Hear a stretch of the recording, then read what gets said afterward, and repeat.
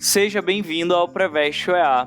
Eu sou o professor Samuel Costa, professor de Química, sou do sexo masculino, com 27 anos, sou branco, tenho aí uma estatura mediana, possuo olhos castanhos, cabelos castanhos e hoje eu tô trajando uma calça jeans com uma camisa vermelha. E o ambiente da nossa aula é um estúdio de televisão, no qual eu usarei aqui uma tela interativa para a gente fazer as anotações. Então, pessoal, olha só, na aula de hoje a gente vai fazer uma revisão e aí para os que ainda não viram, a gente vai então introduzir alguns conceitos importantes sobre a eficiência energética de diferentes combustíveis. Então, a ideia é a gente revisar aí esses principais tópicos envolvendo as fontes de energia que a gente utiliza no nosso cotidiano. Então, vem comigo, acompanha, pega teu caderno, pega tua caneta e não deixa de anotar nenhuma informação importante que eu tenho certeza que vai estar na tua prova do vestibular. Beleza? Vamos lá, gente. Então, olha só. Quando a gente está falando de eficiência energética de diferentes combustíveis, eu quero retomar aqui para vocês, relembrar que atualmente a gente está passando por um período de transição energética, né? Então isso está acontecendo no mundo agora e preste atenção que isso também pode ser aí, pode te ajudar na tua redação. Então olha só, pessoal. A transição energética, ela está preocupada, ela está sendo presente no nosso dia a dia porque nós temos como a principal fonte de combustível, né, os combustíveis fósseis. E a gente sabe que isso tem uma série de problemas que a gente vai ver um pouquinho deles aqui hoje. Mas, pessoal, a transição energética ela vai falar da mudança da matriz energética de combustíveis fósseis para outras fontes que a gente considera fontes renováveis, beleza? Mas, pessoal, quando eu estou falando de eficiência de energia, eu quero me referir, pessoal, quantidade de energia útil que eu posso utilizar a partir de um sistema. Como assim, professor? Imagina o seguinte, pessoal, tu tem uma tomada, essa tomada está fornecendo uma tensão elétrica ali, e tu quer ligar um ar-condicionado, beleza? Esse ar-condicionado vai pegar a energia que está sendo fornecida, que eu estou usando a energia elétrica como exemplo, mas ele vai usar parte dessa energia para realizar um trabalho e outra parte ele vai perder. A gente vai lembrar aí de um princípio da termodinâmica que diz que uma máquina não consegue ser 100% eficiente. Então, eu não tenho como transformar toda a minha energia útil em energia consumida. Eu vou ter perda, pessoal. Eu vou ter perda de energia nesse processo, beleza? Então, a eficiência energética vai depender disso também, tá bom? Então, como que a gente definiria aí a eficiência energética? Eu trouxe aqui uma relação para vocês, que é uma relação geral, mas eu queria que vocês entendessem o conceito. Olha só, eu posso dizer, então, que a eficiência de um combustível, pessoal, seria a energia total que eu consumo no sistema, tá? Dividido pela energia útil fornecida. Então, lembra só o exemplo que eu te dei do ar-condicionado. Você tem a tensão total da tomada, mas o seu ar-condicionado só vai usar parte dessa energia. Então, eu tenho a energia que eu consumo e a energia útil, que é a completa. Isso eu multiplico por 100 e aí eu tenho eficiência energética em termos de porcentagem, beleza? Pessoal, olha só, essa eficiência ela vai desempenhar agora esse papel crucial nas escolhas dos nossos combustíveis, tá? Então, hoje a gente já tem alternativas de usufruir de combustíveis que são mais eficientes energeticamente, mas quando a gente está falando de eficiência, a gente não pode esquecer também, pessoal, né, de um tópico muito importante no mundo atual, então, que são critérios que agora o mundo está estabelecendo, está obedecendo, para a gente ter um desenvolvimento sustentável. Eu preciso desenvolver, mas eu preciso desenvolver aí sem destruir o meu meio ambiente, beleza? Então, olha só, eu tenho aí redução de custo, menor impacto ambiental e a questão da sustentabilidade. E isso também é levado em consideração para a gente tratar aí de eficiência energética de diferentes combustíveis. Beleza, pessoal? E aí eu queria trazer para vocês aqui, né, eu usei o exemplo do ar-condicionado, mas eu vou trazer aqui um outro exemplo para vocês que está relacionado com a quantidade de energia que a gente consegue obter a partir de um combustível, tá? Então, olha só, pessoal, quem vai me dizer isso é o poder calorífico do combustível. O que é o poder calorífico de um combustível? Professor, o poder calorífico de um combustível é a quantidade de energia liberada por unidade de massa ou volume. Ou seja, você está lá na sua moto, no seu carro, né, do seu responsável, do seu pai, você vai lá no posto de gasolina, o seu pai coloca lá 20 litros de gasolina. Com esses 20 litros de gasolina, você vai ter uma quantidade de energia liberada correspondente a essa quantidade, correspondente a esse volume de combustível. Se eu for lá no combustível, lá no posto, e colocar etanol ao invés de gasolina, será que a quantidade de energia liberada por unidade de massa ou por esse mesmo volume que eu coloquei de gasolina é o mesmo? Acho que não, né, pessoal? Isso vai depender da substância. Então, o poder calorífico, a quantidade de energia liberada, depende também do meu combustível, beleza? Então, olha só aqui comigo, ó, uma das reações químicas aí mais conhecidas na questões de energia hoje da nossa matriz energética são as reações químicas de combustão. E, pessoal, é por isso que o mundo está passando por uma transição energética. Como assim, professor? A gente já sabe, pessoal, reação química de combustão produz o quê? CO2. CO2 é um gás de efeito estufa. Então, professor, quer dizer então que agora, se eu comprar um carro, eu não posso usar gasolina? Pessoal, até pode, mas depois de você assistir a minha aula, você vai saber que você tem opções mais eficientes, tanto do ponto de vista energético, quanto do ponto de vista sustentável, beleza? E aí, qual a importância dessas reações químicas? Ó, a gente pode ter dois tipos. O teu combustível pode sofrer uma combustão completa.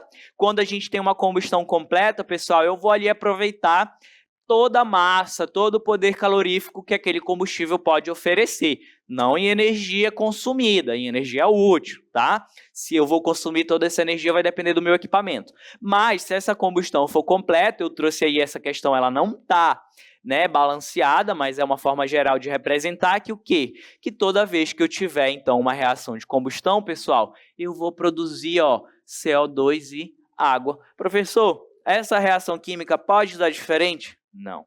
Reação química completa de combustão é CO2 e água. A única coisa que vai mudar, pessoal, é aquele númerozinho que aparece aqui na frente, ó, que a gente chama de coeficiente estequiométrico. E isso vai depender exclusivamente da quantidade de combustível que a gente tem presente. Beleza, pessoal? Agora, se essa reação não for completa, a gente vai ter uma queima, em que eu não tenho quantidade suficiente dos reagentes ali, que pode ser incompleta, né? Isso é muito comum em carros muito antigos. Por isso que esses carros muito antigos precisam ser substituídos, porque normalmente a gente perde a eficiência de queima. Então, olha só aqui, ó, eu posso ter uma queima incompleta em que eu gero monóxido de carbono, lembrando, isso aqui é geral, não está balanceado. E eu posso ter também uma queima incompleta que eu formo carbono sólido, aquela fuligem que a gente conhece. Problema disso daí? Faz mal para a saúde humana, tá? Então vamos lá ver o seguinte aqui, pessoal, ó.